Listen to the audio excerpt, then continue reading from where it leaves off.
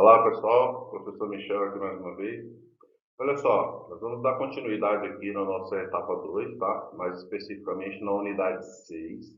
E olha só que curioso, aqui na unidade 6 a gente vai fazer aqui um aparato sobre o que seria o que a gente conhece como reino animal, tá? Então, assim como a gente já viu no primeiro ano, a gente já na primeira etapa, a gente já viu aqui nas primeiras unidades da segunda etapa. Então, querendo ou não, aqui na unidade 6, no reino animalia, né, ou reino animal, mas aportuguesado, né, digamos assim, nós vamos aqui, ó, como a própria unidade está trazendo, nós vamos passar a reconhecer quem são os indivíduos que fazem parte do reino animalia, né, o reino animal. E querendo ou não, não é só o fato do indivíduo ser animal, né? Mas assim, a gente tem que ter em mente o que caracteriza esse indivíduo como um animal, tá? Então, nessa unidade 6 a gente vai ver aqui alguma dessas características, beleza? Bora lá? Então, olha só. Aqui, ó, né, dentro do que está trazendo aqui a unidade para a gente, ele já trouxe assim, ó, o reino dos animais, né? Então tá, vamos lá ver o que acontece aqui. Então está falando, dizendo assim, ó, os animais que compõem o reino com mais de 1 milhão de espécies, tá, gente? É muito mais de 1 milhão de espécies, tá? Agora, como representantes de cada espécie, aí já é um número quase que incalculável, tá? No entanto, fósseis encontrados revelam que uma quantidade muito maior de espécies de animais já viveu na Terra, ou seja, na nossa Terra primitiva, né? Mas hoje estão extintos. Nós, seres vivos, somos muitos e temos as mais variadas formas e tamanhos, tá? Desde os indivíduos ditos microscópicos até um ácaro, né, como a gente bem sabe, até os corpos gigantescos, como o de uma baleia, por exemplo. Alguns com forma e organização de funcionamento do corpo, seja de forma simples, tá? Como o caso de uma esponja do mar. Outros indivíduos com um desenvolvimento e uma estrutura mais complexa, assim como os mamíferos, tá? Então vamos lá. Apesar de grande diversidade, quase todos os animais apresentam uma característica em comum. São formados por milhares de células e essas células existem nos vários diversos tipos, vários e diversos tamanhos, com atividades diferenciadas entre si, tá? Outro aspecto comum dos seres do reino animal é que eles obtêm o seu alimento a partir de outro ser vivo, ou seja, os indivíduos do reino animal eles necessitam obrigatoriamente de ingerir, de predar, de comer outro indivíduo, tá? Aí aqui embaixo nós temos essa fotinha, tá? Com os representantes aí de várias espécies do reino animal, tá? Querendo ou não, aí são caras muito importantes, né, para nossa terra hoje, tá? Aqui, ó, olha só, ele está dizendo assim, ó, que os animais eles necessitam do seu habitat, né? Nesse habitat eles precisam ter contato com água, precisam dividir espaço com outros animais, querendo ou não, esses animais eles vão ter uma relação entre eles, tá? Embora nós que vivemos aqui na selva de pedra, a gente não consegue ter em mente, ou a gente não consegue imaginar como que esses animais de vida livre eles se relacionam no ambiente, tá? Então, assim, devido a essa nossa prisão de pedra, né, chamada de cidade, então a gente não consegue entender ou até mesmo visualizar como que esses animais eles conseguem se relacionar, tá? E por incrível que pareça, eles vão ter as relações ecológicas mais diversas possíveis e mais curiosas possíveis, tá? E até porque, querendo ou não, são indivíduos diferentes que vivem no mesmo habitat. Então, querendo ou não, eles precisam ali ter uma certa regra de convivência, tá? E aí o que o texto está trazendo para a gente aqui é o seguinte, ó, os animais habitam quase todos os ambientes conhecidos em nosso planeta, tá? Podendo ser encontrados em desde grandes altitudes, como as montanhas, tá? Ou até mesmo como as áreas de profundidade, né? No caso aqui das Fossas das Marianas, tá? Que é o lugar conhecido mais profundo dos mares, tá? A maioria das espécies é capaz de se locomover, isso é, move o corpo de um lugar para o outro, ou seja, ele se desloca, tá? No entanto, dentro dessas espécies existem os indivíduos chamados de sésseis, são aqueles que vivem de forma física, tá? Ou seja, eles não saem do lugar. como é o caso dos pólipos, dos corais, tá? Próximo. Aqui, ó, vamos lá. Vamos fazer um aparato aqui do que seria o reino animal. Então, olha só. A primeira observação que ele está trazendo aqui é essa daqui, ó. São organismos eucariontes e pluricelulares. O desenvolvimento deles embrionário determina a característica importante para a classificação desses indivíduos. Todos os animais apresentam o estágio de blástula, que a gente vai ver mais lá na frente, tá? No desenvolvimento embrionário desse indivíduo. Essa blástula, gente, ela é uma estrutura presente aí no embrião enquanto ele está em desenvolvimento, tá? Lá na frente nós temos um slide que ele vai mostrar perfeitamente isso daí e aí a gente vai poder exemplificar isso daí melhor, tá? Então vamos ver esse pedaço aqui, ó.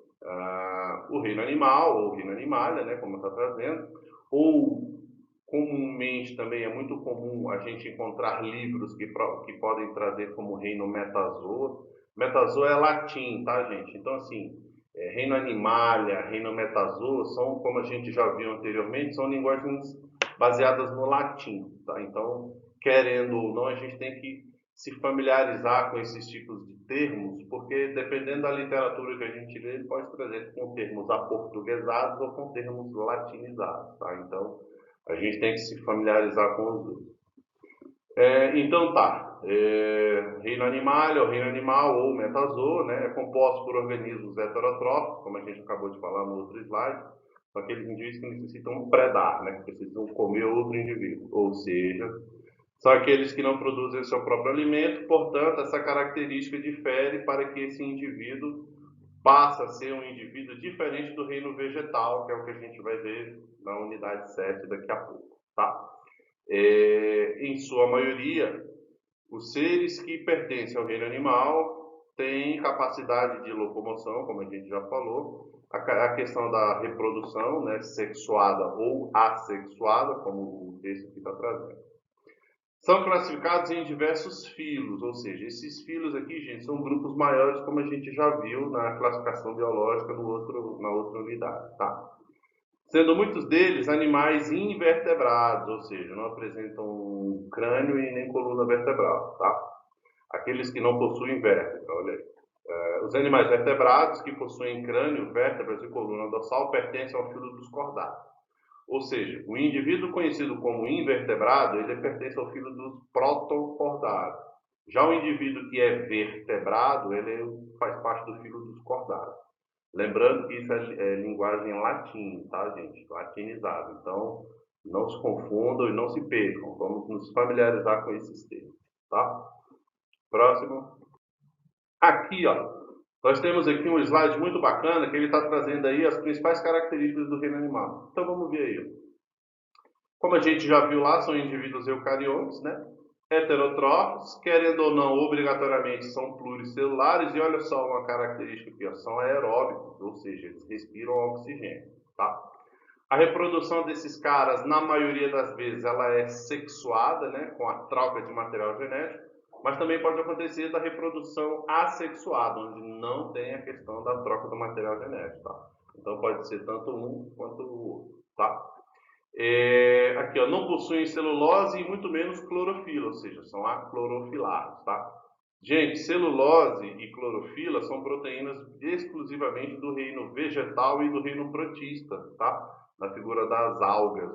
Então, assim, celulose e clorofila ou é protozoário ou é vegetal, tá? Se esses indivíduos não apresentam celulose nem clorofila, então eles já estão fora desses reinos aí, sendo agrupados dentro de algum outro dos reinos, tá? E aqui ó, ele fala assim, ó, possuem tecidos e órgãos com exceções dos filos mais simples, né, que são aqueles filos que abrangem os indivíduos, os animais mais primitivos, mais simples, sem muito metabolismo complexo, tá? Como, por exemplo, a figura dos poríferos ou as esponjas do mar, beleza? Próximo. Aqui, ó, eles têm a presença da blástula, que é o que eu falei para vocês, no desenvolvimento embrionário. Eles têm a presença de celoma, que querendo ou não, é uma cavidade embrionária presente em todos os vertebrados, sendo que esses indivíduos aqui, ó, chamados de platelmintos, ou seja, os vermes de corpo achatado, eles são chamados de pseudocelumados, ou seja, eles não possuem esse tecido característico na sua composição e organização corporal, tá? Aqui, ó, nós temos, a maioria dos animais tem simetria bilateral. Gente, essa simetria bilateral aqui, ela é bem curiosa. Como assim, professor? Em que sentido? Simetria bilateral, ou seja, se eu dividir o corpo desse indivíduo ao meio, né? Esse corpo estava inteiro, dividir ele ao meio. Então, simetria bilateral significa que se eu fizer um corte nesse indivíduo e pegar os dois cortes e analisar, um lado ele é proporcionalmente igual ao outro lado. Ou seja, por mais que eu corte esse indivíduo e separe em dois, esse lado perpendicularmente a esse são lados iguais. Por isso que, dependendo, nós temos aí as pessoas com o rosto simétrico, né? Ou seja, aquele rosto perfeito, aquele rosto equilibrado, aquele corpo harmonicamente organizado, né? Ou seja, o que a gente chama de simetria bilateral, tá? Existe o que a gente chama de simetria radial, que isso daí é mais especificamente em plantas e alguns animais marinhos, como o caso da lula e do polvo, tá? Porque são indivíduos com estruturas muito grandes. E por mais que eu faça diversos cortes nesses indivíduos, se eu analisar cada corte desse em comparado ao outro, então todos os lados serão iguais, tá? Então, simetria bilateral são dois lados iguais. Simetria radial são vários pedaços iguais a ele mesmo. É igual uma estrela do mar. Se eu pego uma estrela do mar e faço a ruptura ali de todos os tentáculos, e se eu fizer uma análise de todos os tentáculos, para todos os efeitos, todos os tentáculos são iguais. Então, é simetria radial. Beleza? Próximo. Aqui, ó. O reino animal. Então, vamos ver aqui, ó. Ele é dividido em diversos filos, como a gente já falou. Sendo os principais deles o filo dos poríferos, tá? Que é as esponjas marinhas, tá? Que são os filos mais primitivos que a gente tem. Nós temos os filos dos quinidários ou dos selenterados, dependendo da literatura que a gente lê, que são os indivíduos conhecidos como medusas e águas-vivas, tá? Os pólipos. Nós temos aqui os animais de corpo achatado, né? Os vermes de corpo achatado, como o caso da solitária, são chamados de platelmintos, tá? Nós temos a figura dos nematóides ou dos nematelmintos, que são vermes de corpo cilíndrico, ou seja, eu tenho animais de corpo achatado, né? O corpo desses indivíduos ele é achatado, ele parece uma fita, ele parece um papel, chamado de platelminto. Agora eu tenho animais que o corpo desses indivíduos ele é cilíndrico, lembra uma minhoca. Então, no caso dos nematelmintos, são vermes de corpo cilíndrico, como o caso da lombriga, tá? Solitária é platelminto e lombriga é nematelminto, cilíndrico, tá? Aí nós temos aqui a figura dos anelídeos, né, que são animais que o corpo é formado por segmentos, né, por anéis de segmentos, como é o caso da minhoca, tá? Nós temos a figura dos equinodermos, que é o caso das estrelas do mar, certo? Nós temos a figura do filo dos moluscos, que são aí o polvo, lula, tá? Da figura também da lesma, tá?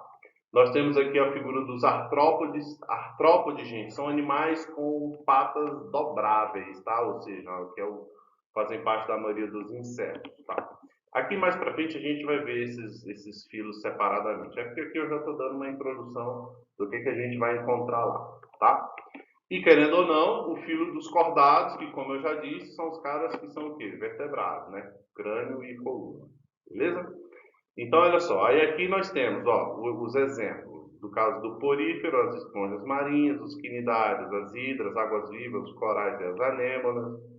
Os platelmintos, vermes de corpo achatado. Aí nós temos as tênias, mais conhecidas como solitária, o esquistossomo e as planárias, tá? Que são predadores marinhos, tá? É muito comum a gente encontrar esses indivíduos no mar. Nós temos os nematelmintos, ou simplesmente nematóides, que são vermes de corpo cilíndrico. Aí nós temos aqui ó, a Ascaris lumbricoide, né? Mais conhecido como lombriga. Nós temos aqui o ancilostomo, que querendo ou não, são vermes presentes na água, né? Essa água poluída, água contaminada, que querendo ou não o indivíduo possa vir a ingerir, tá? O oxiuro também é presente em esgoto doméstico, tá? E no caso da filária, sendo transmitida aí pelo mosquito, tá? Querendo ou não, conhecido como filariose, né? Ou elefantíase, tá? Então, são todos eles vermes de corpo cilíndrico que, querendo ou não, são transmitidos para a gente, ou a gente pega, seja direto ou indiretamente, vão provocar aí uma doença na gente, tá?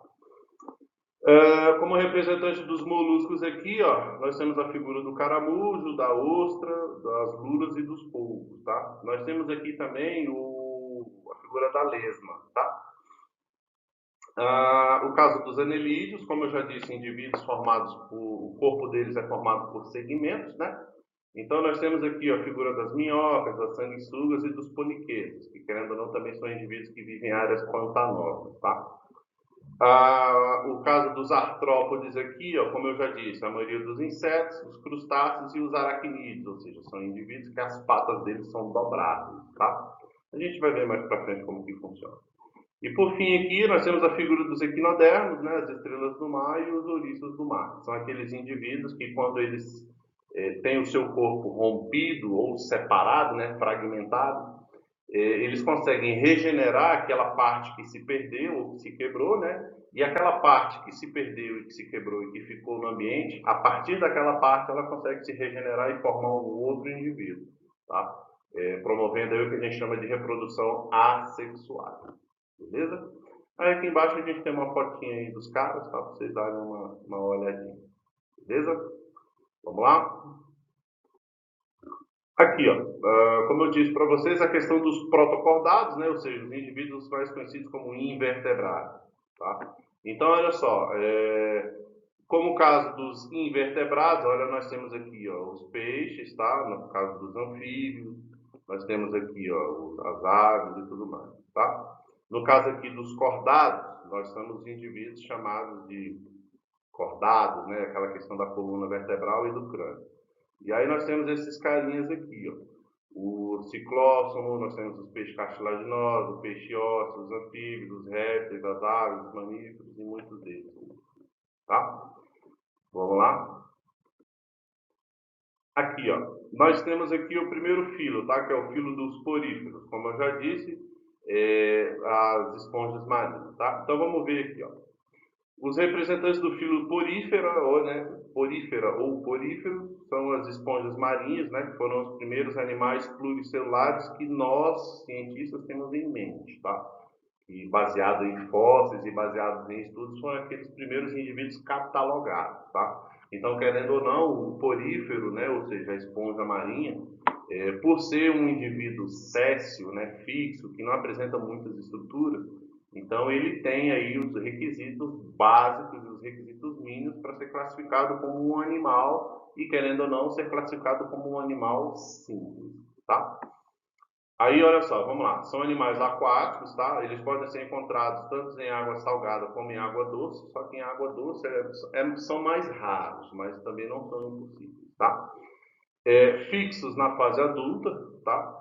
E na maioria eles habitam o ambiente marinho e em sua nutrição é dependente de um processo chamado de filtração. Como assim? Matéria orgânica ela pode estar diluída ou fragmentada na água, né? Então, como vocês podem perceber aqui, ó, o corpo desse indivíduo, deixa eu mudar de cor aqui para ficar mais fácil, ó, ficou mais fácil. O corpo desse indivíduo aqui, como vocês podem ver, ele lembra o corpo de uma esponja, lembra, não falei que ele lembra o corpo de uma esponja. E querendo ou não, como ele vive na água, essa maré leva e traz essa água cheia de matéria orgânica. E querendo ou não, a força da maré leva e traz essa matéria orgânica para dentro do corpo desse indivíduo. E esse indivíduo realiza, através das suas estruturas, o processo de filtração, tá? Retirando dessa água a matéria orgânica para ele se alimentar. Beleza? E na água também ele vai liberar o resultado da sua digestão e aquilo que não serve mais para ele, ele libera na água e a maré faz todo esse processo de leva e traz desses nutrientes aí, tá? O que não serve para ele pode vir a servir para outro indivíduo lá na frente, tá? Vamos lá. Por isso, é impossível pensar na existência de esponjas no habitat terrestre, uma vez que eles dependem da chegada do alimento, cuja filtração não é inimaginável. Além disso, não tem proteção contra desidratação, gente. Ou seja, por serem indivíduos exclusivamente marinhos, eles não conseguem sobreviver na Terra. Só que aí a gente tem uma questão muito curiosa. Na maré alta e na maré baixa, já acontece, e eu já vi muito desses indivíduos, na maré baixa, eles ficarem expostos ao sol. Só que aí, isso são processos adaptativos que esses caras tiveram e precisaram desenvolver ao longo do tempo, tá? Para poder sobreviver no ambiente. Mas a maré alta e a maré baixa é um processo que vai e vem, não é um processo fixo, né? Então, querendo ou não, são adaptações que esses animais precisaram desenvolver para poder sobreviver no ambiente, tá? Necessário para desidratação, né? E querendo ou não, o fortalecimento do esqueleto desse indivíduo. A resistência necessária para mantê-las erguidas fora da água, tá? No caso da maré baixa. Vamos ver o que está trazendo aqui, ó. Não possuem órgãos desenvolvidos, tá? São células primitivas que fazem um trabalho primitivo também. Nem sistemas de integração e muito menos sistemas rudimentares. Não possuem boca, nem cavidade digestiva e nem muito menos células que caracterizam como animais mais complexos. Ou seja, a estrutura corporal e a organização desse celular faz com que esse indivíduo seja classificado como um animal simples, tá? Quando ele diz assim, ó, células que caracterizam animais mais complexos são aquelas células, são aqueles indivíduos formados por várias células diferentes e que essas várias células diferentes elas exercem várias atividades diferentes, coisa que esse indivíduo não faz, tá? Muito menos aqui, ó, a presença de célula nervosa, beleza? Uma curiosidade para vocês, ó, os poríferos, né, ou seja, as esponjas marinhas, elas receberam esse nome aí porque antigamente, por incrível que possa parecer, na Idade Média, na maré baixa, né, os casais, as mulheres, né, os nobres da época, transitando ali naquela área de maré baixa, eles avistavam estruturas bonitas com uma coloração diferenciada, no caso, as esponjas, tá? E por incrível que possa parecer, eles pegavam isso daí sem saber que se tratava de um animal, até porque a Idade Média, né, então não tinha essa questão do conhecimento. E pegavam esse indivíduo aí por causa da sua maciez, né, e da sua coloração diferenciada e usavam isso daí como adereço para banho, tá? Então surgiu aí essa questão, o nome de esponja marinha ou esponja do mar, que nada mais é do que um porífero, que é um animal que possui esqueleto, um esqueleto tão frágil, mas ele consegue remover sujeira, então ele era utilizado aí por esses nobres como bucha de banho, mas na verdade se tratava do corpo de um animal, tá? Bem, vamos lá. Aqui, ó, nós temos o filo chamado dos quinidários, tá? Como eu já havia dito para vocês, dependendo da literatura que a gente lê, ele pode trazer como selenterados, tá? Vamos ver quem são as características desses caras aqui. Então, vamos ver. Ele diz assim, ó, este é um filo de animais exclusivamente aquáticos, predominantemente marinhos, tá? Como são, exemplo, as hidras, que são praticamente únicos representantes de água doce. Além das hidras, fazem parte desse filo as medusas, tá? Conhecidas como água-viva, e também conhecidas como anêmonas do mar, e ou também conhecido como os corais, né? Que a maioria vivem em colônia, tá? Ou seja, são vários indivíduos de mesma espécie exercendo funções específicas ali para sobreviver, tá? E querendo ou não, esses indivíduos, quando eles sobrevivem nesses corais, formando aí essa figura dessas colônias, eles vão formar aí os recifes ou os arrecifes de corais, tá? E querendo ou não, é muito comum, né, o pessoal que viaja para a praia e costuma frequentar essas piscinas naturais no meio do mar, né? Então, são formados justamente por conta do corpo desses caras aí. E quando você vai lá, que você pisa, que você se desloca por cima daquele coral, você está pisando no corpo, na estrutura desses quinidários aí, tá? Querendo ou não, tome bastante cuidado, porque nessa de você pisar, você pode pisar, quebrar e se cortar, ou se você der o azar de trombar com algum indivíduo desse daí, ele pode até te queimar, dependendo do lugar onde você estiver, tá? Por isso que é bastante perguntar para os guias, né, que estão naquele lugar e principalmente prestar atenção, tá? Como já diz, um olho no peixe, um olho no gato, né? Então vamos lá. Quando comparamos os poríferos, observamos muitas novidades, sendo duas vão se destacar, que é a presença da cavidade digestória, que nos poríferos não tinha, tá? E a digestão extracelular, que também lá nos poríferos a gente não tinha essa questão aí, tá? Já nos quinidários a gente consegue perceber também estruturas nervosas, tá? Ou seja, células especializadas em perceber o ambiente, tá? Outra característica marcante do grupo é a existência de duas formas corporais. Primeira é a forma pólipo, que é a forma séssil, que é a forma jovem desse indivíduo. Depois que essa forma jovem cresce e se desenvolve, ela se desprende. E quando ela se desprende, ela vira o que a gente chama de medusa. Ou seja, a medusa um dia foi séssil na figura do pólipo jovem. Esse pólipo jovem séssil amadureceu, cresceu, e quando ele se fragmenta, ele libera a figura da medusa ou da água viva, que ela é nadante, tá? Então ela se locomove aí na água, certo? Aqui, gente, nós temos o grupo dos platelmintos, tá? Que, querendo ou não, como eu já disse no começo, são vermes que têm um corpo achatado, tá? O corpo deles chega a ser um pedaço de fita, um pedaço de papel de tão fino, tá? São indivíduos, como o texto está trazendo, bem-sucedidos, principalmente no ambiente aquático, tá? Se eles estão transitando do ambiente aquático para o terrestre, então precisam da umidade, tá? Áreas alagadas ou pantanosas para eles poderem sobreviver, tá? Mas são exclusivamente dependentes da água. Tanto de água doce como de água salgada, né? Na figura do ambiente marinho, a gente encontra esses caras aí com bastante abundância, tá? Já no ambiente terrestre, o sucesso deles é relativo, como eu acabei de dizer. Para que eles consigam se sobreviver no ambiente, tá? Terrestre, eles precisam ser dependentes da água, tá? Podem ser encontrados vivendo livremente na natureza, como é o caso da planária, que, como eu disse, ela é um predador, tá? É um indivíduo que absorve outros indivíduos para se alimentar, tá? Ou ela pode parasitar outros seres vivos. Se ela não consegue matar para se alimentar, então ela vai parasitar esse indivíduo, vai roubar os nutrientes daquele indivíduo para ela poder se desenvolver, tá? Nesse caso aí, nós temos a figura do esquistossomo, como eu já falei, e a figura da tênia ou da solitária, tá? Querendo ou não, o ser humano é o parasita, é o hospedeiro intermediário da solitária, tá?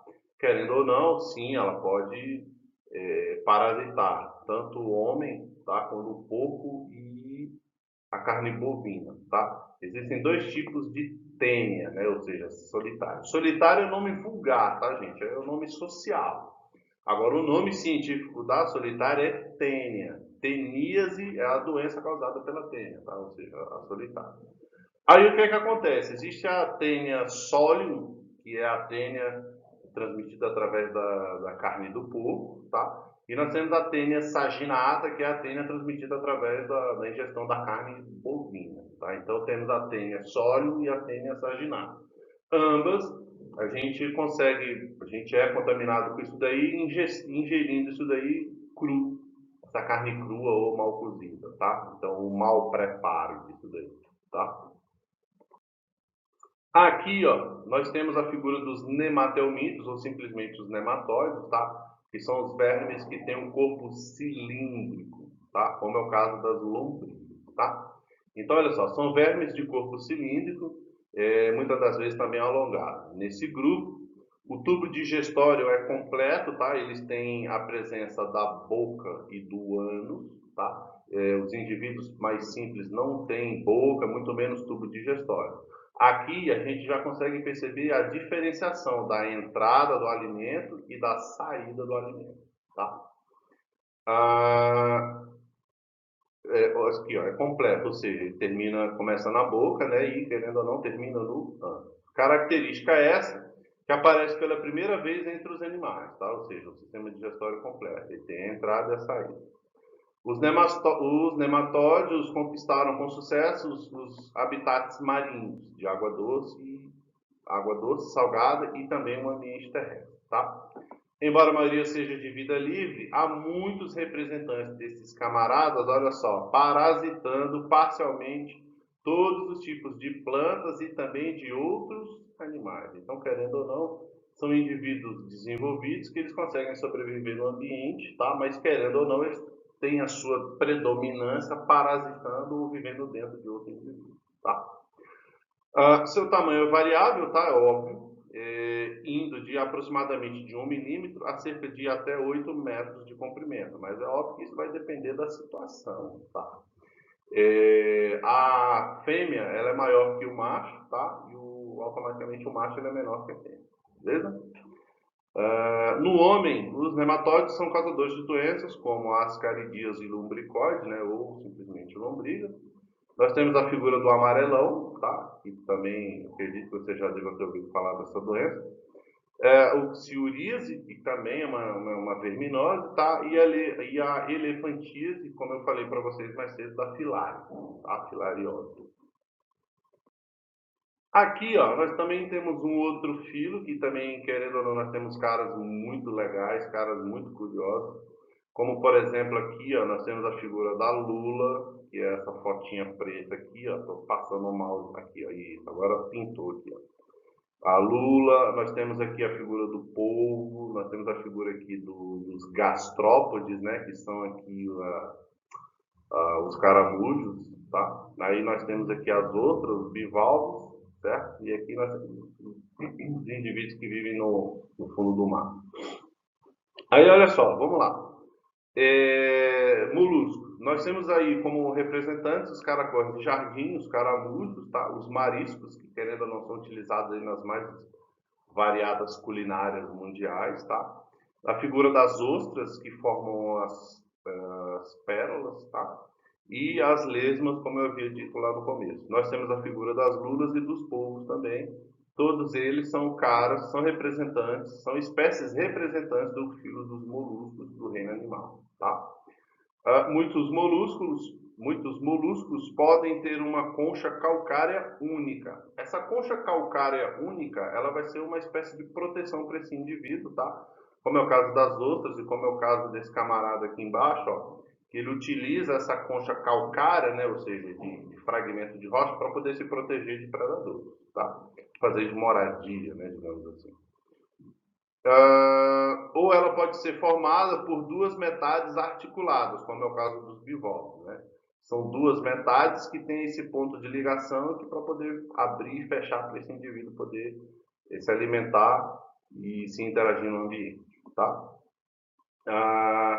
Esses camaradas, eles apresentam o que a gente chama de exoesqueleto, ou seja, o esqueleto desses camaradas é do lado de fora do corpo, tá? Nós, seres humanos, o nosso esqueleto, ele é interno, então ele é chamado de endoesqueleto.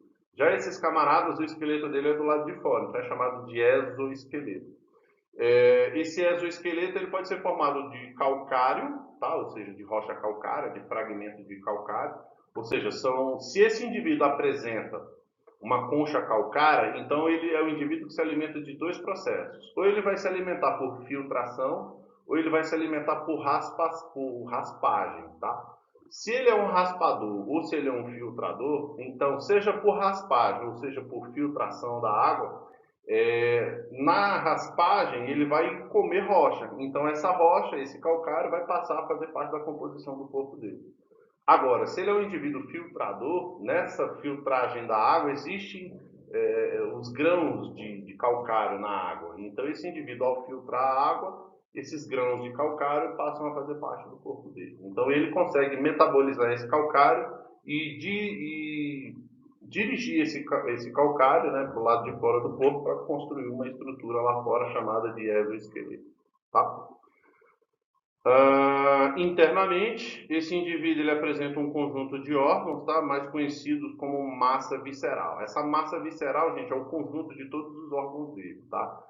Não consegue ter uma diferenciação específica. Todos eles estão juntos e pregados um no outro, por isso que é chamado de massa visceral, tá? E é coberto por uma dobra de pele que é chamada de manto. Essa dobra de pele que é chamada de manto é essa estrutura que a gente consegue ver aqui no caramujo, tá? Olha só como é que é a locomoção desses caras. A maioria da locomoção desses pessoais aqui, ó, é de forma lenta. devido a um pé musculoso. Esse pé musculoso aqui, gente, dependendo do livro que a gente lê, ele vai trazer como pseudópodes, ou seja, falsos pés, pés imaginários. Como é que funciona isso? São pés musculares, é uma musculatura especializada em arrastamento, tá? Então, se é uma musculatura especializada em arrastamento, em se arrastar, então ela é chamada de pseudópode ou de pé musculoso. Ou seja, nada mais é do que um músculo que, em contato com o solo, ele consegue promover o arrastamento. E se esse músculo consegue promover o arrastamento, então ele consegue promover a locomoção desse indivíduo. Mesmo que seja uma locomoção lenta, mas consegue promover a locomoção desse indivíduo, tá? E você já deve ter percebido que tanto no caramujo quanto na lesma, quando eles passam, eles deixam aquele filamento brilhoso, né? Aquele caminho brilhoso, que normalmente na parede, no chão. O que acontece? Aquele filamento brilhoso, aquele filamento ali que fica, né, escorregadio, aquilo ali nada mais é do que água e gordura do corpo do próprio indivíduo. Como assim? Por ele ser um indivíduo que se desloca por arrastamento, então ele precisa, no ambiente terrestre, tá? Então, para ele se escorregar na superfície terrestre, então, antes de mais nada, ele precisa lubrificar o chão. Então, ele lubrifica o chão e escorrega, lubrifica e escorrega, lubrifica e escorrega. Então, por isso que depois, sempre quando ele passa, que você olha assim, nossa, esse caminho brilhoso aqui, ele é brilhoso por conta da gordura, tá? Então, querendo ou não, aquela água e aquela gordura, que é esse filamento, o indivíduo usou isso daí para poder escorregar, beleza? O que são realmente, aqui, vamos lá, o que são realmente rápidos, como as lulas e o polvo, tá? Eles se locomovem graças à expulsão de jatos de água através do sifão, que é localizado aí aqui, ó, na parte de baixo desses caras aqui, ó, tanto na figura do polvo quanto na figura da lula aqui embaixo, tá? Então é como se ele enchesse a boca e cuspisse a água, então promovendo aí essa questão do deslocamento dele, tá? Muitos, porém, são fixos ao substrato, né? Ou seja, ao chão, ao lugar onde ele está, como é o caso das ostras e os mariscos, tá? Na fase adulta. Didaticamente, podemos considerar o corpo dos moluscos compostos por cabeça, massa visceral e pé musculoso ou pseudópodo, tá? Aqui, ó. Esse daqui são um grupo dos caras bem legais, tá? Que é o grupo dos anelídeos, tá? São indivíduos que o corpo deles é formado por anéis, tá? Por segmentos. E como representantes, ó, nós temos aqui a nossa coleguinha, a minhoca, tá? Todo mundo conhece minhoca, né? Minhoca é um cara super gente fina, tá? Então, olha só, gente, o que acontece? Vamos ver aqui, os anelídeos. A característica marcante do grupo é a presença do corpo segmentado. Lembra que eu falei que o corpo é formado por vários anéis, ou seja, o corpo segmentado. É visível externamente na forma de anéis, por isso que é chamado de anelídeo, tá? Com sulcos bem marcados, ou seja, com separações bem delimitadas. Se você perceber aqui no corpo dessa minhoca, ela é formada por anéis, e mesmo formada por anéis, a gente consegue perceber cada anel um encaixando no outro, tá? Então, cada anel encaixando no outro é chamado de sulco, tá?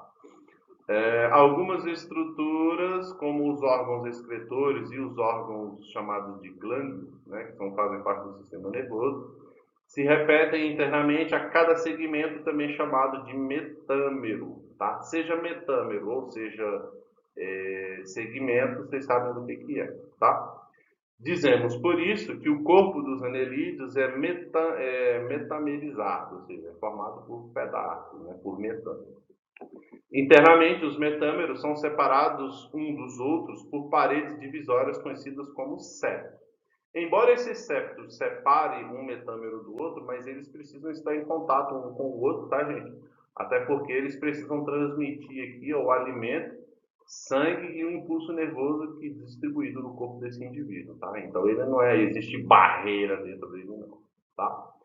E olha só que curioso, vocês já sabem diferenciar a cabeça do rabo da minhoca? Tá vendo essa mancha branca aqui, ó, que muitas minhocas têm no seu corpo? Essa mancha branca aqui é chamada de clitelo. Esse clitelo ele indica a porção da cabeça, tá? Então, se você vê a ponta da minhoca que tem essa faixa branca, a ponta da faixa branca é a cabeça desse indivíduo, tá?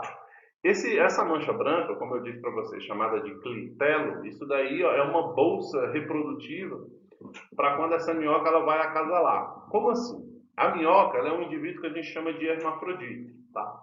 Então, ou seja, é um indivíduo que ele apresenta o sexo masculino e feminino juntos ao mesmo tempo. Então, assim, quando essa minhoca ela cruza com outra minhoca, quando ela esbarra com outra minhoca, então minhoca com minhoca, então elas vão reproduzir aí de forma que a gente chama de reprodução cruzada. O que, que é isso? Como são dois hermafroditas acasalando, né? Então o macho de um fecunda a fêmea do outro e a fêmea do outro fecunda o macho do outro e vice-versa. Então é chamado de fecundação cruzada. Eu te fecundo e você me fecunda, certo? No caso dos anerídeos dentro do grupo das minhocas, tá? Aí o que que acontece? Essa minhoca depois lá na frente, quando ela, depois do cruzamento, que ela forma os ovos, então ela se desprende desse clitelo, esse clitelo ele é móvel, tá?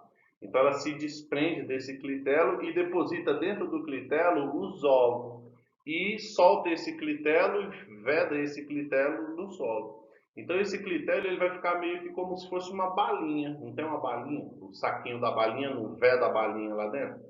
Então, esse clitelo é uma bolsa que vai vedar no ambiente os ovos dentro do clitelo e a minhoca deixa lá no ambiente, a minhoca segue a vida dela e esses ovos dentro do clitelo, eles, com o passar do tempo, eles vão eclodir e essas minhoquinhas elas vão sair do clitelo e cada um vai seguir sua vida e boa sorte. Tá? Aqui, ó, nós temos o grupo dos artrópodes, que querendo ou não aí, gente, é o maior filo com a quantidade de representantes de indivíduos de cada espécie, tá? Então, é o filo animal com maior quantidade de representantes, tá? É o filo dos artrópodes. Então, vamos ver aqui, ó. O filo dos artrópodes é o mais numeroso da Terra moderna, né, como eu acabei de falar. Seus representantes conquistaram eficazmente todos os habitats disponíveis no planeta, seja no ambiente marinho, de água doce, seja no ambiente terrestre, tá? No ambiente aéreo também. Não existe lugar sequer nesse planeta que não tenha um exemplar de artrópode, tá? Os artrópodes possuem corpo segmentado, apêndice articulado, ou seja, patas e antenas articuladas, tá? O corpo desses indivíduos é formado pelo exoesqueleto, que eu já falei para vocês. Só que a diferença desse exoesqueleto deles aqui é a presença de quitina. A quitina, gente, é um carboidrato. Tá? Enquanto lá nos moluscos era a base de calcário, né, ou seja, de rocha, aqui no caso é quitina, é um carboidrato. Então, muitas das vezes, quando você come um camarão, ou quando um inseto desse daí pousa em você ou esbarra em você, e que querendo ou não você desenvolve a reação alérgica, é o seu corpo desenvolvendo a reação alérgica à quitina, que é esse exoesqueleto, que é essa carapaça desse indivíduo. Tá? Quando a gente descasca o camarão, por exemplo, né? Quando você descasca o camarão, que você tira a casca do camarão, você está tirando o exoesqueleto dele, você está tirando a quitina dele, que é o que causa alergia na maioria das pessoas. Então, a pessoa come o camarão com a quitina, com a carapaça, então a pessoa vai desenvolver a alergia porque está comendo aquele carboidrato, que querendo ou não é um carboidrato bem pesado, bem denso, então por isso que ele causa essa alergia. E agora, quando você come o camarão sem essa casca, então você não está comendo aquilo que te causa alergia. Então, essa carapaça muitas das vezes causa alergia. Muitas das vezes não, ela causa mesmo, tá? Seja no camarão, seja qualquer outro inseto, tá? Vamos lá. O esqueleto externo é uma característica adaptativa importante, tá? Uma verdadeira armadura protetora que protege... Gente, como é que é? Eu li errado, perdão, gente, porque eu já não enxergo muito bem. Vamos lá. O esqueleto externo é uma característica adaptativa importante, uma verdadeira armadura protetora e rígida, composta pela quitina, como eu já falei para você. Um polímero nitrogenado, né, do grupo dos polissacarídeos, tá, dos carboidratos, impregnada com camada de cera, por isso que muitas das vezes eles brilham, dependendo do olhar que a gente vê ou dependendo da intensidade de luz que bate nele, tá? Em alguns indivíduos, tá, o exoesqueleto é reforçado pela disposição de carbonato de cálcio ou também carbonato de calcário, como é o caso aqui do caranguejo, tá? Ou seja, além dele ter essa carapaça de quitina, ele ainda também tem esse reforço aqui pelo calcário. Por isso que são muito rígidos, são muito duros. Quando você vai comer esse camarão, você precisa bater, você precisa quebrar de fato para poder ter acesso à carne desse indivíduo, tá? O esqueleto cobre todo o corpo, né? Se ele é do lado de fora, então ele vai revestir o corpo todo pelo lado de fora. É uma armadura, como o próprio texto colocou. E em cada segmento corporal desse indivíduo, ele vai ter aí uma placa protetora dessa daí. Então ele vai ter essa placa protetora na cabeça, a placa protetora nas patas, tanto nas patas de locomoção quanto nas pinças de fixação e de agarramento, tá? Aqui, ó, o filo dos equinodermos, como eu já falei lá no começo, é o filo das estrelas do mar, tá? Sem muita novidade para a gente. Como eu disse para vocês da simetria radial lá atrás, se eu vier aqui, ó, e fizer um corte no corpo dessa estrela, separando cada tentáculo desse daqui, ó, beleza, são 5 tentáculos, né? Se eu cortei 5 tentáculos, esses 5 tentáculos vão originar 5 estrelas diferenciadas, beleza? Porque eles conseguem fazer essa regeneração a partir de cada membro retirado, tá?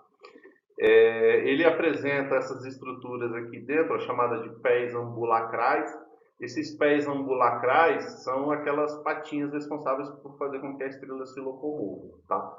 Ou seja, a estrela utiliza a água do mar para poder fazer essa comunicação interna do corpo e o funcionamento aí desses pés ambulacrais para ela poder se locomover no ambiente, tá? Assim, é uma locomoção bem lenta, tá? Chega a ser uma das mais lentas até que a gente tem, mas querendo ou não, ela se beneficia também das marés para poder ir e voltar, tá? Aqui, ó, nós temos a questão dos cordados, tá? Então, daqui para frente, a gente já vai falar dos indivíduos chamados de vertebrados. Então, como a gente já sabe que os indivíduos vertebrados são aqueles que apresentam o crânio e coluna vertebral, então nós temos aqui, ó, no caso, os peixes cartilaginosos e os indivíduos chamados aqui de vertebrados, tá? Como é o caso das aves, dos répteis e dos mamíferos, tá? Então vamos ver o que o texto está trazendo para a gente aqui, olha só. Os vertebrados, do latim vertebratus, né, ou seja, vértebras, constituem um subfilho de animais vertebrados, né, cordados, compreendendo aí ó, os agnatos, né, ou seja, os indivíduos que não possuem pés. Nós temos aí os indivíduos chamados de peixes, tá? Seja cartilaginosos, seja ósseos. Nós temos a figura dos indivíduos chamados de anfíbios, os répteis, as aves e principalmente os mamíferos, tá? Aqui no caso somos nós, tá? Gente, mamífero, mais uma vez, mamífero não é um indivíduo que mama não, tá? Mamífero é um indivíduo que apresenta a glândula mamária. Seja macho, seja fêmea, esse indivíduo ele vai apresentar a glândula mamária. No caso das fêmeas, a gente tem a questão hormonal, e a questão hormonal ela vai favorecer o desenvolvimento da glândula mamária. Agora, no caso dos machos, como não tem a questão hormonal, então a glândula mamária ela é atrofiada, mas fisiologicamente, anatomicamente, existe sim a glândula mamária nesse indivíduo, tá? Caracterizam-se pela presença da coluna vertebral, né, e do crânio, como a gente já falou lá no começo.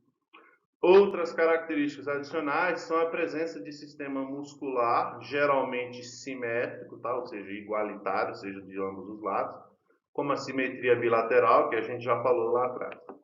É também uma característica dos vertebrados, de um sistema nervoso central, ou seja, cérebro e medula, para poder controlar a atividade corporal. Diferentemente dos invertebrados, que eles não vão ter essa estrutura diferenciada, formada por células diferentes, tá? Lembrando que a gente está falando de indivíduos com células diferentes, com atividades diferentes, formando um indivíduo complexo. Agora, indivíduos com o mesmo tipo celular, com atividade celular simples, então são os animais ditos simples, animais primitivos, tá? Então, olha só, formado aí pelo cérebro e pela medula espinhal, né, localizados aí, ó, dentro da central do esqueleto, no caso do crânio e no caso da coluna vertebral, tá? Os primeiros vestígios do vertebrados foram encontrados no período siluriano, tá? Que é mais ou menos há 444 a 409 milhões de anos atrás. Ou seja, eu já volto a dizer, O ser humano ele não tem o hábito de imaginar o tempo, de colocar isso numa linha do tempo. Quando a gente fala de 400 milhões de anos atrás, o camarada pensa que foi semana passada. Mas, na verdade, 400 milhões de anos, assim, é muito tempo, tá, gente? Então, vamos ter em mente a questão do tempo, tá? Aqui, ó, nós temos as características dos cordados. Então, olha só. Todo cordado apresenta a questão da notocorda, tá? Que é o desenvolvimento da coluna vertebral ainda na fase embrionária, tá?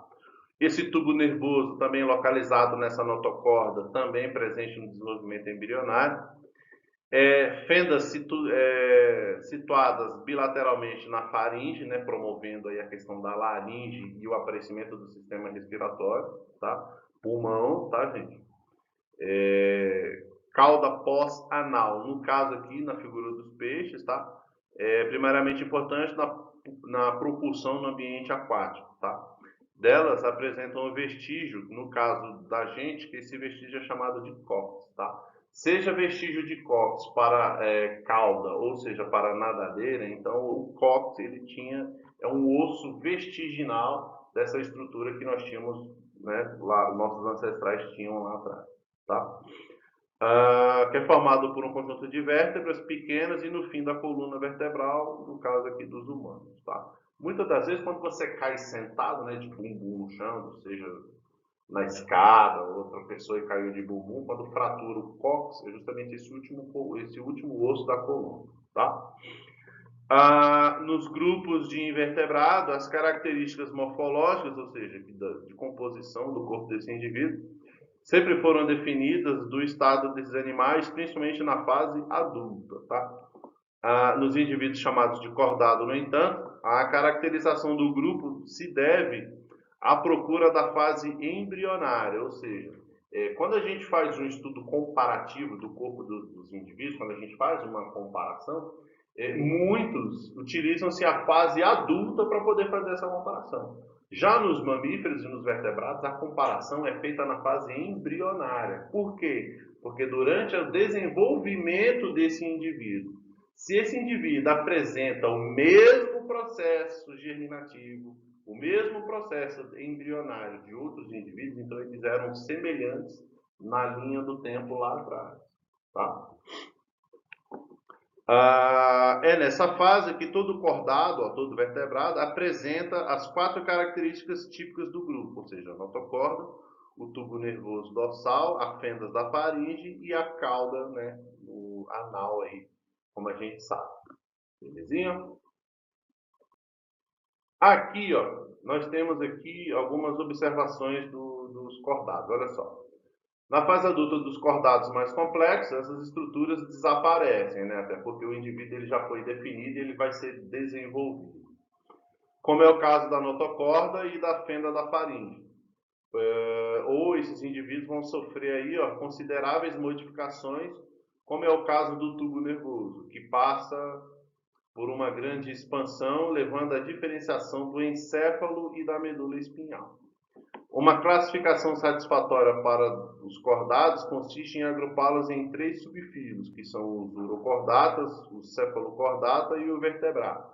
Ou, dependendo do livro que a gente lê, pode trazer como craniano, tá? Então, olha só, os urocordados e os cefalocordados também são conhecidos como protocordados. Os protocordados não possuem crânio, nem cartilagem, tampouco ossos. Tá? Então vamos ver aqui como é que funciona isso. Cordado, diversidade, classificação e evolução. Grupo de grande diversidade de animais marinhos, seja de água doce e também de ambiente terrestre. Tá? Cordados inferiores ou protocordados. Aí nós temos aqui ó, indivíduos marinhos, pequenos e sem vértebras, como é o caso dos assídeas, das salpas e dos apendiculares, que querendo ou não, ó, existiram aí há muito tempo atrás, tá? O subfilo o cefalocordata, que são o anfixioso, tá? Querendo ou não, também são indivíduos primitivos que já não existem mais, tá? E como é o caso aqui, ó, dos cordados vertebrados, principalmente de ambiente marinho, de água doce ou de ambiente terrestre. Aí nós temos aí o subfilo vertebrata, que aproximadamente nós temos aí ó, 50 mil espécies, tá? Agora, representantes de cada espécie, a gente já não vai conseguir saber, porque querendo ou não, são números bem grandes. Tá? Aqui, ó, nós temos os indivíduos chamados de condrictes ou simplesmente peixes cartilaginosos, tá? Gente, na época que eu estudava, lá no final dos anos 80, início dos anos 90, eu lembro que os peixes cartilaginosos, eles eram considerados como indivíduos invertebrados, tá? Por não terem crânio nem medula propriamente definida. Mas, com o passar do tempo, né, o estudo evidenciou que, embora fosse um indivíduo com estrutura cartilaginosa, a cartilagem desse indivíduo ela vai fazer o mesmo processo de um esqueleto à base de cálcio. Então, por mais que seja uma cartilagem, essa cartilagem ela vai fazer o mesmo trabalho. Então, houve aí essa migração, esse englobamento aí dos cartilaginosos dentro do grupo dos ossos, justamente por conta da cartilagem fazer o mesmo trabalho do osso, tá? Aí nós temos aqui, ó, propriamente dito, que são os peixes, né, a figura dos indivíduos cartilaginosos. Gente, peixe cartilaginoso, já vou dar uma dica para vocês. Peixe cartilaginoso, ele possui brânquias, ou seja, respiração aquática, beleza? A presença da guelra, brânquia, respiração na água, tá? Como é o caso do tubarão e da maioria dos peixes. Agora, os peixes ósseos, eles têm pulmão, tá? A respiração deles é aeróbica, eles respiram oxigênio da atmosfera. São aqueles peixes que mesmo nadando, eles precisam vir na superfície para poder respirar. Beleza? Aqui, ó, vamos ver aqui o que esse texto está trazendo para a gente, ó. Os cordados vertebrados, ó, apresentam uma série de avanços em relação aos protocordados. Nós temos a massa encefálica, né, na figura do cérebro, protegida por uma caixa craniana, né, conhecida como crânio, e uma coluna segmentada em vértebras, né, como a gente já sabe, promovendo a articulação da nossa coluna. O subfilo vertebrata possui aproximadamente 40 mil espécies. Agora, como representante de cada espécie, já fica difícil imaginar. Os agnatas, né, ou os ciclostomatas, são os indivíduos que não possuem patas e sim nadadeiras. Nós temos aí os peixes primitivos e os peixes sem mandíbula, tá? E, querendo ou não, aí, ó, nós temos esse último texto que ele fala assim, ó, atualmente, os vertebrados aquáticos mais primitivos são os ciclotomatas, né, que a gente acabou de falar. Como representantes, nós temos as lampreias, que, querendo ou não, são animais de ambiente aquático, tá? E possuem dentes bem afiados, causam um estrago bem grande, tá? E são lampreias que não são encontrados em nosso meio, né, porque eles vivem no ambiente aquático, mas eles ainda existem, tá? Aqui, ó, nós temos os osteíctes, né? Ou seja, os peixes cartilaginosos. Os condrictes, peixes cartilaginosos. E os osteíctes, peixes ósseos, tá? Osteíctes aqui, ó, vem de osso, tá? Então, automaticamente já fica uma dica para você. Condricte, cartilaginoso e osteíte, ósseo, tá? Então, olha só, como eu estava falando para vocês. No caso aí dos peixes ósseos, eles apresentam também essa estrutura chamada de bexiga natatória, tá? Essa bexiga natatória ela vai ajudar esses camaradas a respirarem também, tá? Ou prender a respiração, melhor dizendo, embaixo da água, tá? Vamos lá. Nós temos aqui, ó, a figura dos anfíbios, tá? Nós temos aí o sapo, rãs, pererecas e as salamandras, tá? Que também, querendo ou não, são indivíduos aí que são encontrados em ambiente marinho, tá? Também de água doce e principalmente no ambiente terrestre. Só que no ambiente terrestre, em ambientes úmidos ou pantanosos, tá? Porque são indivíduos que a pele deles é muito sensível. Então, automaticamente, por ter uma pele sensível, eles precisam de umidade para poder lubrificar e umedecer essa pele, tá? O nome do grupo foi em razão da maioria de seus representantes possuir a fase larval aquática, né, ou seja, na figura da brânquia, a respiração deles era branquial porque eles viviam dentro da água, e respiração pulmonar na fase adulta, já no ambiente de vida livre, de ambiente de vida terrestre, tá? Ou seja, um indivíduo anfíbio, duas vidas. Primeira vida aquática, com respiração branquial, e a segunda fase da vida, fase terrestre, respiração pulmonar. é um indivíduo completo e muito curioso, porque uma vez adulto, ele é um indivíduo que ele tem respiração pulmonar tanto no ambiente terrestre, né, troca gasosa aérea, como no ambiente aquático, a respiração que era branquial, ela passou a ser respiração cutânea, ou seja, respiração pela pele.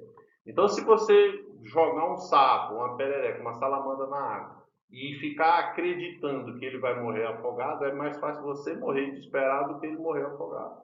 Porque na Terra, na atmosfera, ele tem respiração pulmonar. Na água, dentro da água, né, submerso na água, ele tem respiração cutânea. Ou seja, pela pele ele consegue fazer troca gasosa com a água, então ele consegue respirar tanto na água quanto do lado de fora, tá? Aqui nós temos aqui o penúltimo grupo, né, dos indivíduos chamados de vertebrados. Nós temos aqui o grupo das aves, que querendo ou não é a evolução dos répteis, tá? A escama, ela é uma adaptação da... Perdão, gente. As penas, perdão.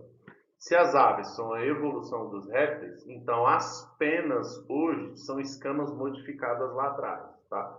Então, escamas modificadas hoje são as penas das aves. Um exemplo prático disso é que nos pés das aves, né, na maioria das aves, a gente consegue encontrar ainda escama reptiliana presente nos pés desses indivíduos, tá? Então, olha só, as aves, do latim científico aves, constituem a classe de animais vertebrados, tetrápodes, né, ou seja, com 4 membros, duas patas, 2 pés e 2 asas, né? São animais endotérmicos, ou seja, a temperatura corporal deles é produzida dentro do corpo, tá? No caso dos peixes e dos anfíbios, a temperatura corporal deles é chamada de ectotérmica, ou seja, a respiração, a temperatura do corpo desses indivíduos vai se basear de acordo com a temperatura do ambiente. Ou seja, se ele está no ambiente frio, a temperatura do corpo dele é frio. Se ele está no ambiente quente, a temperatura do corpo dele é quente. Já os indivíduos endotérmicos, a temperatura corporal deles é produzida pelo próprio corpo, ou seja, o atrito do sangue nos vasos sanguíneos e a atividade dos órgãos. Então, a atividade dos órgãos e o atrito do sangue faz com que essa movimentação produza calor, promovendo que o calor venha de dentro do corpo para fora, tá? São indivíduos ovíparos, né? Se reproduzem através de ovos, e esses ovos são postos no ambiente. Em algumas aves, o cuidado parental ela é comum, ela é obrigatória, tá?